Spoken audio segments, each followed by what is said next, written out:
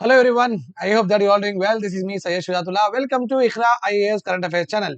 Channel को subscribe करिए और hit the bell icon so that जब भी मैं वीडियो अपलोड करूंगा आपको नोटिफिकेशन मिल जाएगा। आज का हमारा टॉपिक है, एक कंटिन्यूएशन टॉपिक है ये। ऑलरेडी 2 दिन पहले capital punishment that is nothing but फांसी की सजा के ऊपर हम बात कर रहे थे। उसमें आपको मैं एडिटोरियल में बताया था कि फांसी की सजा देना क्यों इम्पोर्टेंट है और नहीं देना क्यों इम्पोर्टेंट है और किस तरीके से दी जाती है हमारे पास फांसी की सजा। क्या पावर्स ओनली सुप्रीम कोर्ट के पास है फांसी की सजा देने का, या लोअर कोर्ट जैसे कि सेशन कोर्ट्स ये भी सजाए मौत प्रोनाउंस कर सकते हैं क्या? उसके ऊपर हम प्रॉपरली पढ़े थे, सेक्शन भी पढ़े थे क्रिमिनल प्रोसीजर कोड का, राइट। तो वहां पे वो एडिटोरियल में ये हमारा कंक्लूजन था कि लोअर कोर्ट्स के पास ये है पावर कि वो किसी आदमी को अगर वो क्राइम के रिलेटेड अगर फांसी की सजा दी जाती है तो वो आदमी को लोअर कोर्ट्स दे सकते हैं, वो क्रिमिनल को लोअर कोर्ट्स दे सकते हैं फांसी की सजा देने के बाद में। ऑब्वियसली हो रहा क्या था, हमारी जो पिछले एडिटोरियल में जो भी हम पढ़े थे, लोअर कोर्ट जब दे देते थे डेथ पेनल्टी तो ऑब्वियसली जो एक्यूज था जिसको ये कन्विक्शन दिया गया था, जिसको ये सजाए मौत सुनाई गई थी, वो डेफिनेटली हायर कोर्ट में जाके प्रोनाउंस करते थे। तो हायर कोर्ट में जब भी जाता था केस, ओके, पिटीशन रिव्यू करने के लिए, जजमेंट रिव्यू करने के लिए, कभी भी पिटीशन अपील करते थे तो वहां पे हायर कोर्ट डेथ रो नहीं देती थी, डेथ पेनल्टी नहीं देती थी, वो पनिशमेंट को लेसर कर देती थी। Okay, now the question here is, अब हर बार कभी भी लोअर कोर्ट से बहुत सारे डेथ पेनल्टीज आ रहे हैं। हम पिछले एडिटोरियल में ये भी पढ़े, आउट ऑफ 100%, 100% में से, okay, 65% okay of the cases death penalty higher court में जा रही है, राइट। तो वहां पे अपील की जा रही है और फिर से वो पर्टिकुलर केस को ओपन करके higher court, high court, supreme court उसके ऊपर फिर से जजमेंट दे रहे हैं। एक्चुअली ऐसा हो रहा क्यों? प्रॉब्लम क्या थी जो पीछे एडिटोरियल में हम पढ़े थे? प्रॉब्लम क्या थी? पहली बात तो लोअर कोर्ट्स कॉम्पिटेंट है डेथ पेनल्टी देने के लिए, ये एक सबसे बड़ी प्रॉब्लम थी। और जब ये डेथ पेनल्टी ये दे रहे हैं किसी क्रिमिनल को तो एक प्रॉपर प्रोसीजर फॉलो नहीं कर रहे हैं। हैदराबाद के सेशन कोर्ट के जज कोई और प्रोसीजर फॉलो करके दे रहे हैं, केरला के सेशन कोर्ट के जज कोई और प्रोसीजर फॉलो करके दे रहे हैं। तो देयर इज नो यूनिफॉर्मिटी नहीं है कि क्या प्रोसीजर्स फॉलो कर रहे हैं, क्या प्रोटोकॉल्स फॉलो कर रहे हैं, क्या गाइडलाइंस फॉलो कर रहे हैं, कि यूनानिमसली और कि यूनिफॉर्मिटी नहीं रह रही है विद रिगार्ड टू व्हाट किसी को डेथ पेनल्टी या किसी को फांसी की सजा दे। तो पूरा लेक्चर इसके ऊपर था आपने पिछले एडिटोरियल में, 2 दिन पहले का एडिटोरियल है, आप प्लीज देखिए, आपको अच्छे से समझ में आ जाएगा। आज के एडिटोरियल में क्या है, उसका एक्सटेंशन है। यहां पर भी आप देखिए कैपिटल पनिशमेंट के बारे में ही आया है आज के हिंदू न्यूज़पेपर में। ओके, प्रोजेक्ट 31 है, एक new and very important okay program है। यहाँ पे यूपीएससी में एग्जामिनेशन में बहुत इंपॉर्टेंट हो जाता है। जस्टिस यूयू ललित, अपने जो honourable chief justice of India है प्रेजेंटली, उनका क्या ओपिनियन है डेथ पेनल्टी के ऊपर, वो भी हम देखने वाले हैं।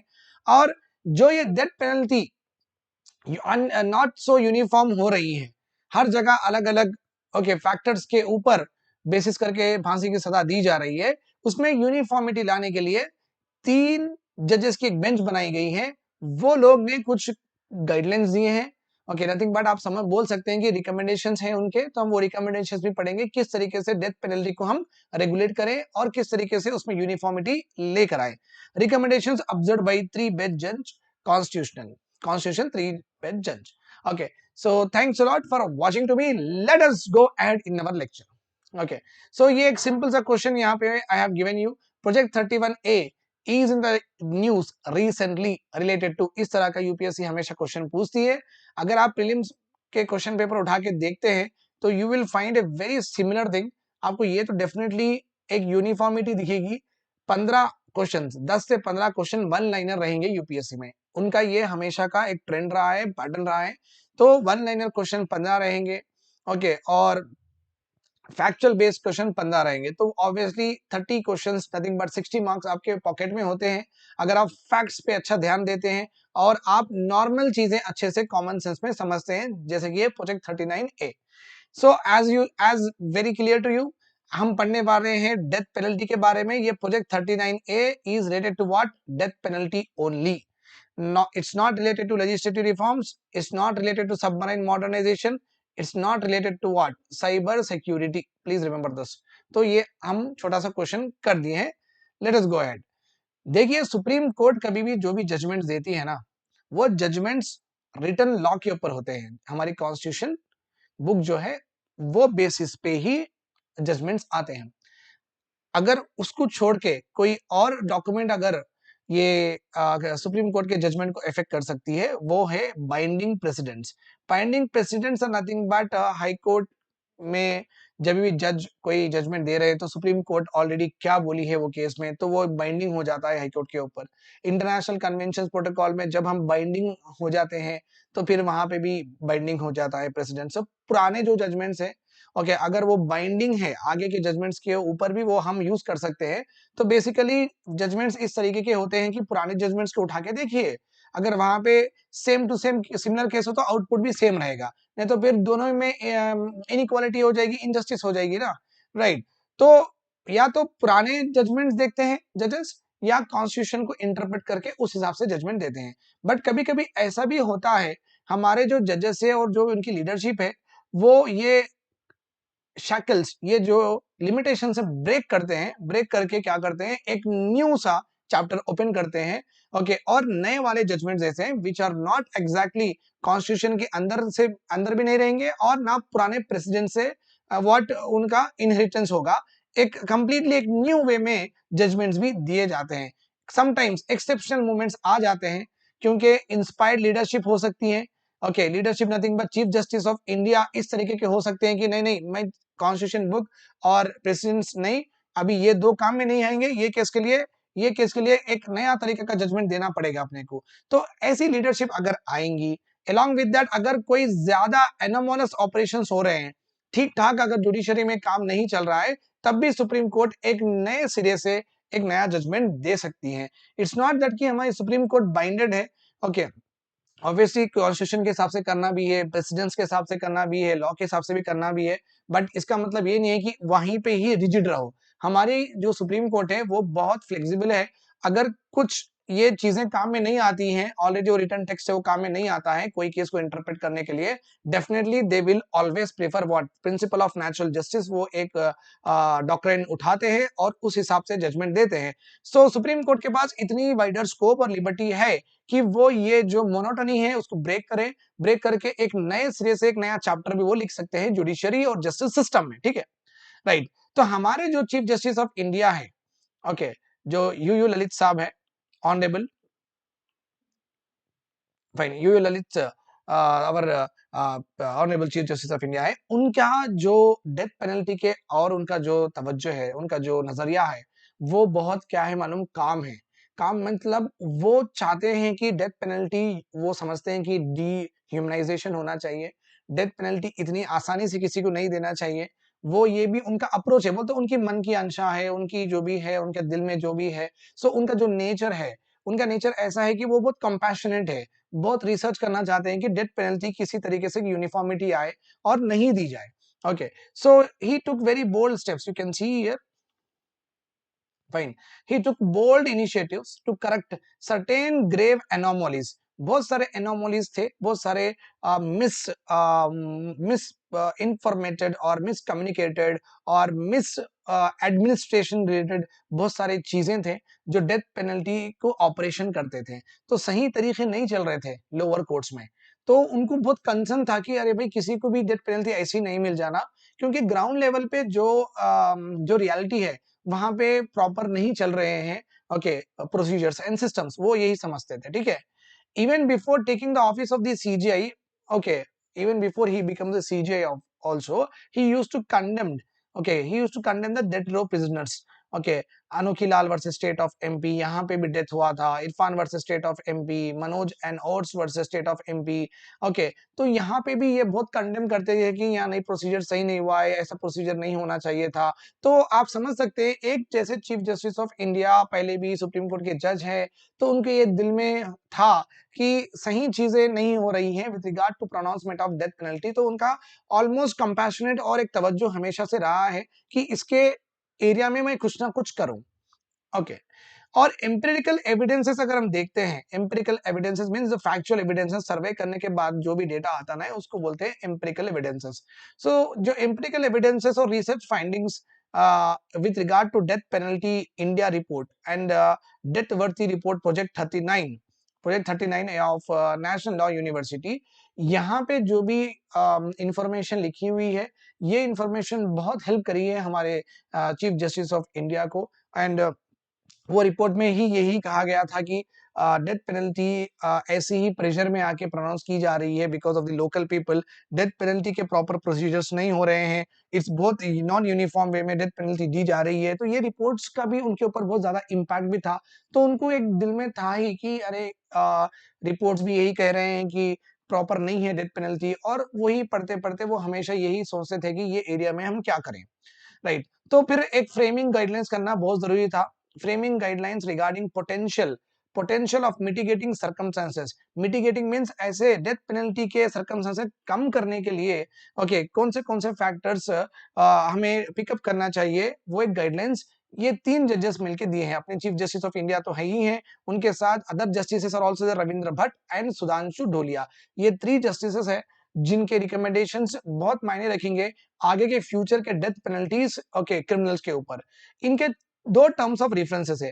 पहले तो एक है कि जो लोअर कोर्ट नथिंग बट जहां पे पहला आपका ट्रायल शुरू होता है, ओके मर्डर रहो रेप रहो, तो पहले आप वहां पे जब जाते हैं, जो ट्रायल कोर्ट जो होते हैं वहां पे डेथ सेंटेंसिंग पॉलिसीज बराबर नहीं है। ओके जो वो फॉलो करते हैं प्रोसीजर्स, जो वो फॉलो करते हैं इन्वेस्टिगेशंस, ओके जो जस्टिस वहां के जज जो भी ऑर्डर्स देते हैं पुलिस को कि ये एविडेंस लेके आओ, वो एविडेंस लेके आओ, तो ये प्रॉपरली नहीं हो रहे हैं। ओके एंड जनरली क्या होता है, ये डेथ पेनल्टी दे देते हैं, दे दे के ऊपर के कोर्ट में भेज देते हैं। तो यहाँ पे यूनिफॉर्मिटी नहीं है, यूनिफॉर्मिटी लाना है। और एक क्या है, limitations flowing from section 64(3) criminal procedure code में ये क्लियरली लिखा हुआ है कि डेथ पेनल्टी किसी इंसान को फांसी की सजा कब देनी चाहिए, जबकि कुछ और ओके रास्ता नहीं है कि उसकी उसे डेथ पेनल्टी के सिवा कोई और सजा दे।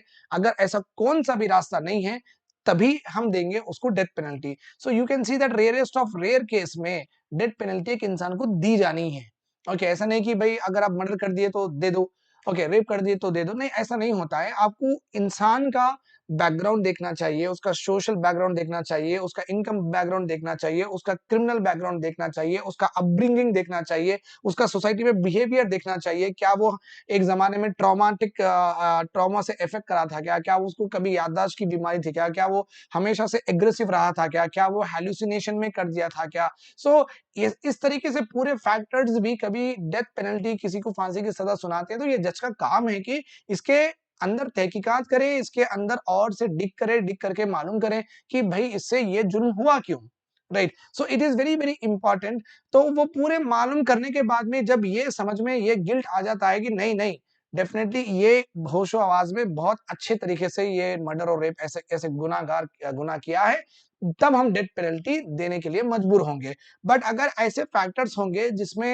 ये फैक्टर्स जो भी है उसके वो बंदे के जो क्रिमिनल है उसके प्रो रहेंगे, उसके लिए उसके साथ देंगे, तो वहां पे सोचने की जरूरत है कि नहीं नहीं कुछ इनसे गलत हुआ था, कभी वो इस जमाने में ट्रॉमेटिक इफेक्ट करा था, he was not in A position at that time. तो कुछ ना कुछ ऐसे अगर फैक्टर्स है तो हम डेथ पेनल्टी को कम भी कर सकते हैं, राइट। तो 2 टर्म्स ऑफ रेफरेंसेस है।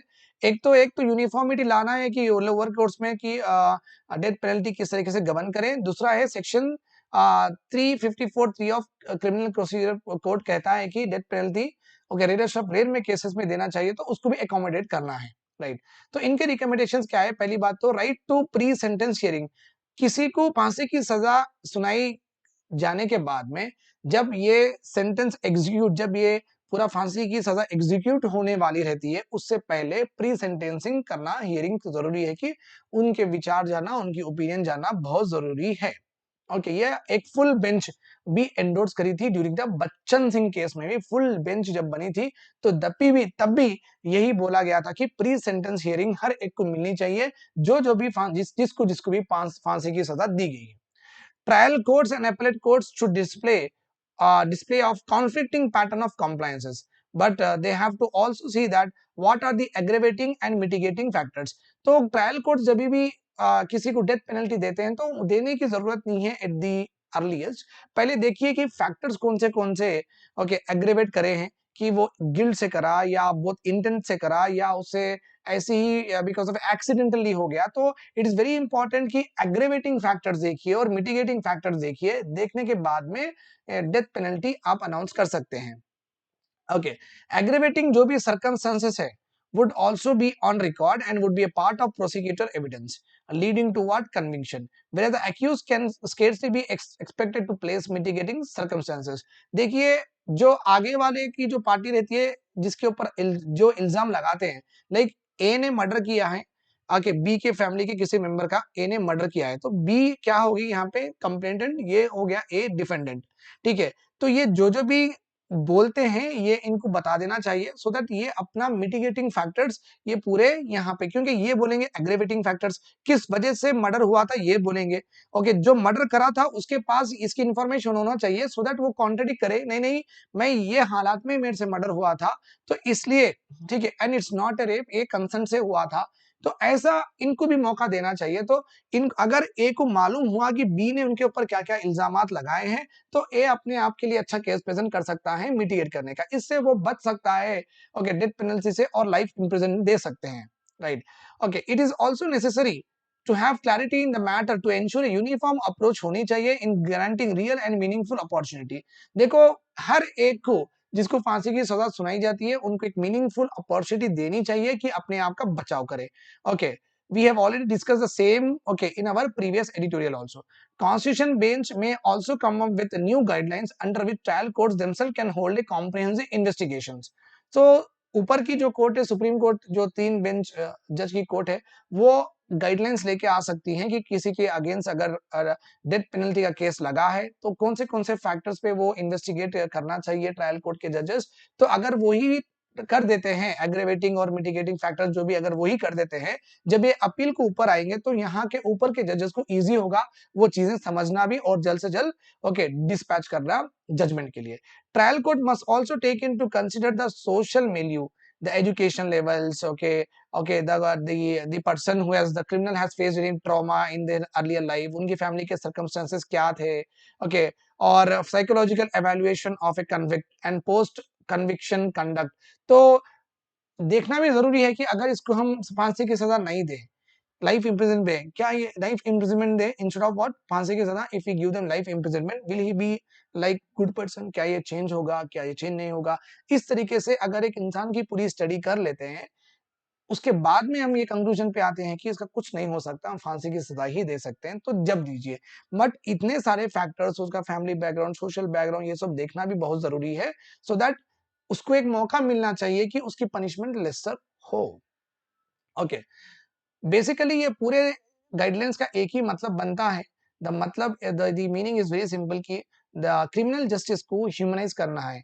ह्यूमनाइज मीन्स ह्यूमन बीइंग के ऊपर तकलीफ देने की चीज नहीं करना है, ठीक है, उनको एक स्टेबिलिटी देना है। चलो भाई आप जेल में भी रहो बट स्टेबल रहो, अच्छे से रहो, साइकोलॉजिकली मरो मत बोले जैसा। सो यहाँ पे ये बेंच का यही मानना है कि क्रिमिनल जस्टिस में हमेशा एक ह्यूमनाइजेशन एस्पेक्ट होना चाहिए। ओके, किसी को अंदर से तोड़ नहीं सकते आप, किसी को अंदर से आप क्या बोलते हैं एज ए ऑब्जेक्ट नहीं कर सकते हैं उनको, okay as a human being ऐसा देखिए। The first is composition of, अभी देखिए ये क्रिमिनल जस्टिस की ह्यूमनाइज बनाने के लिए दो इंपॉर्टेंट थिंग है। पहले तो ललित साहब रहना चाहिए, उनका टर्म होने वाला है नवंबर 8 को। अगर वो चले जाएंगे फिर अगर कोई दूसरा चीफ जस्टिस बनेंगे तो फिर वो उनका अगर रवैया अलग रहा तो with regard to what death penalty, अगर वो उतने कंपैशनेट नहीं है ललित साहब के जैसा, अगर वो उनकी ऐसी मेंटालिटी होगी कि नहीं भाई रेप पर जो भी है उनको फांसी की सजा दे दो, मर्डर जो भी है उनको फांसी की सजा दो, इस तरीके के भी लोग होते हैं ना कि विदाउट कि उनका इतना एग्रेशन होता ही है कि वो कुछ सुनते नहीं कि भाई इससे गलती हुई, ओके, तो सजा तो मिलनी चाहिए। तो अगर ललित साहब जाने के बाद में कोई और सीजीआई इनके तरह नहीं सोचता है तो ये बहुत ये criminalize justice system death penalty properly humanize नहीं होगी। सेकेंडली सोसाइटी को प्रिपेयर होना चाहिए कि to broaden the horizon, okay, broaden the horizon to accept that अगर कोई मर्डर या कोई रेप कर देता है ओके किसी फैमिली का, तो उनको अपने आप को प्रिपेयर होना चाहिए कि वो तो आके डिमांड करेंगे फांसी फांसी दे दो फांसी दे दो, राइट। तो सोसाइटी को भी यहाँ पे ये प्रिपेयर होना है अपने आप को भी कि अगर गलती होगी तो सजा तो मिलेगी। ओके, अगर वो भी इसमें पार्टिसिपेट करके किसी की जान लेने तक का नहीं सोचना है। अगर उसको लाइफ इम्प्रिजन में भी अगर दे देते हैं तो सोसाइटी वो एक्सेप्ट करना है कि चलो भाई लाइफ इम्प्रिजन में तो उसको मिल गया है, नहीं उसको मारी दो, फांसी की सजा दो। अगर इस तरीके का एग्रेशन सोसाइटी भी दिखाती है तो ये कभी डेथ पेनल्टी कभी ह्यूमनाइज नहीं होगी। फिर ये ऐसी ही चलती रहेगी, किसी को मौका नहीं मिलेगा अपने को डिफेंड करने का। और कभी कभी बाई मिस्टेक से भी जो डेथ पेनल्टी के लायक नहीं है, जो हकदार नहीं है, उनको भी मिल जाएगी, right. This is all about today's lecture. I hope that this is all clear to you. अगर आपको कुछ डाउट्स है तो कमेंट सेक्शन में लिखिए आप। Okay, hope that you are all having a good day today. Have a nice day. Bye bye, take care.